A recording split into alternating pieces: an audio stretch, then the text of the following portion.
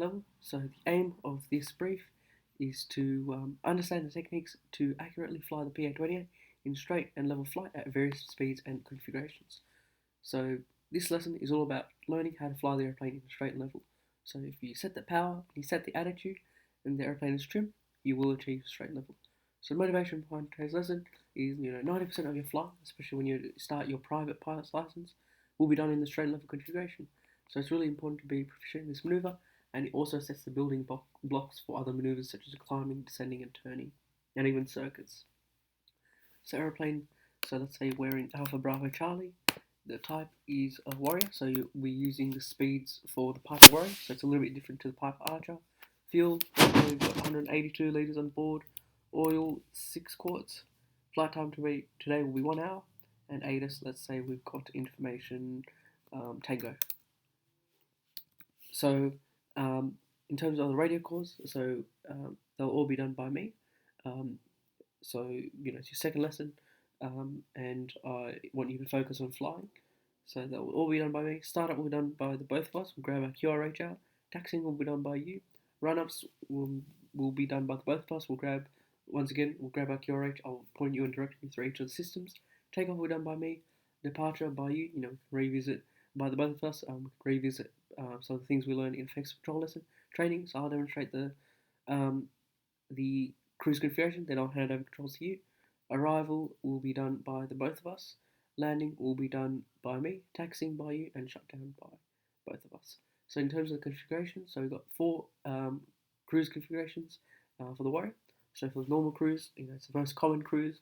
Every time we do a maneuver, if we're doing a private pilot's license, you're flying between airports, or even just in the training area, we do it in the normal cruise. So the power setting is 2400 RPM, attitude 1/3 ground, 2/3 sky, speed 105 knots, and you're trimmed and balanced. And I'll show you as well how many. It's really important you set the attitude, set the power, and set the attitude, and it give you the desired performance. So I'll also ask you how many fingers are you holding in order to see what that 1/3 ground, 2/3 sky looks like. So how many fingers from the horizon to the aeroplane's dash. So fast cruise. So we use it.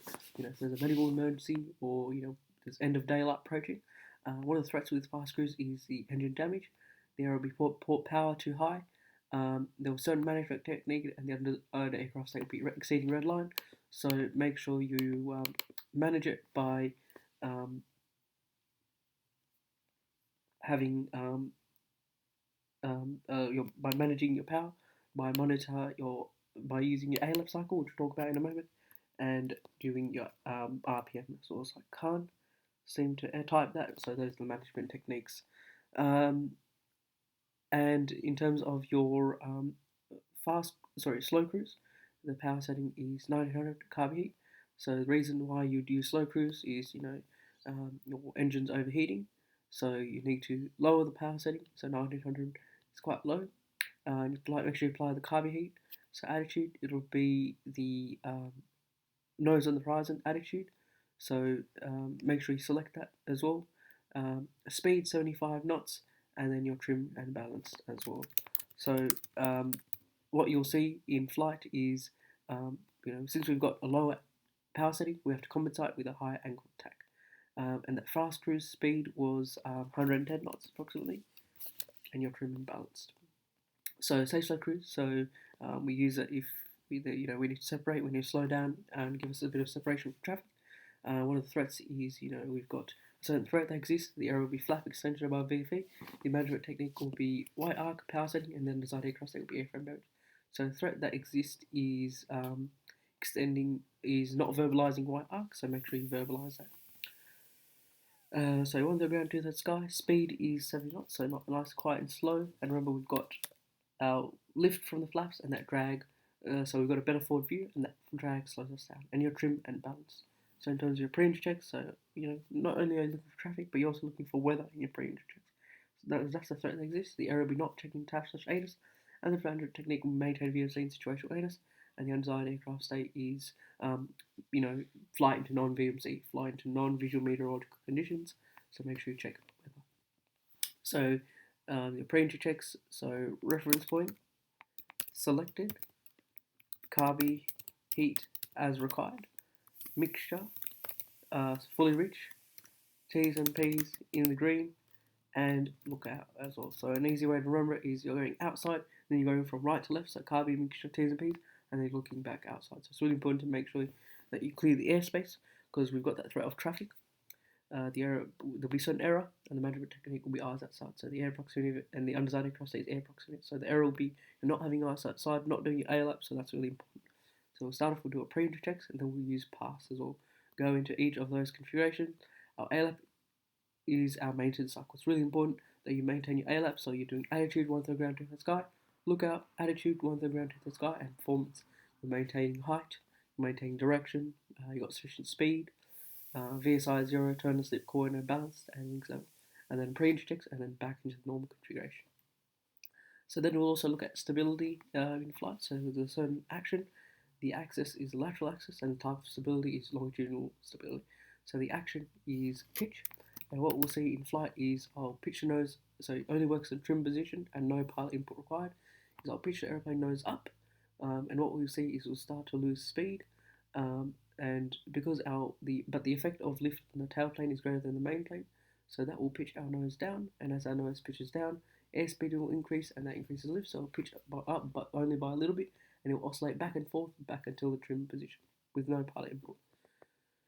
We've got the action of yaw, the normal axis, and type of stability is directional stability. So so what we'll see in flight is I'll yaw the airplane, and it'll continue traveling in a straight line, but that nose will yaw towards the left, and then yaw back to the normal heading. The reason being, every action has an equal opposite reaction. So as we're yaw towards the left, the airflow hits the tail plane, which deflects air towards the right, which moves the tail plane towards the left and moves the nose towards the right back into original position. So we've got the action of roll. The axis is longitudinal axis, and the type of stability is lateral stability. So it's a little bit harder to demonstrate, but what we'll do is I'm going to roll it to about 15 degrees angle bank. The aeroplane will start to slip, but because we've got dihedral wings, the angle of attack is higher in the lower wing than the upper wing, so that will roll at wings level. So competencies, no competencies for this lesson, but a few things I'll be assessing as part of the Park 61 manual standards to complete checks in accordance with the checklist. So make sure you follow those checklists really thoroughly and you don't miss a point. Plus or minus 1.5 meters from centerline during taxi, so make sure that centerline goes in between your legs, and then doing that lookout. So using that clock code, pre-entry checks, and the ALAP cycle. So how do we identify traffic? So as I mentioned, using clock code. Have a good active listening and watching. The training area can be quite busy, so watch out and listen out for traffic. Proceed to transfer control, so using the handing over, taking over method. Make sure you have smooth control inputs, and our maintenance cycle is our ALAP cycle. So that's really important to maintain the ALAP cycle, as that's the key to maintaining a successful move. So thank you so much for listening to the straight level Preflight.